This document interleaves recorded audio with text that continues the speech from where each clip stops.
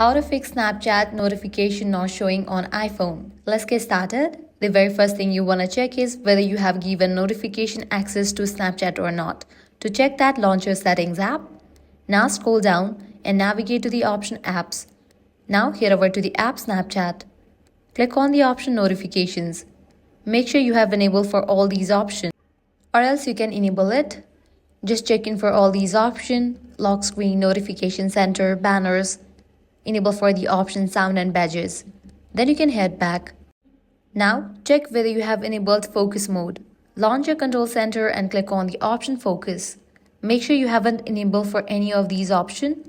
If you have enabled any of these options, that might be the reason you are not getting notification. So disable it. Next, launch your settings app, scroll down and navigate to the option notifications. Now head over to the option show previews and check in for the option always. Then you can head back. Go back to the main page of settings, click on general, scroll down, click on transfer or reset, click on reset, select the option reset network settings and go through the process.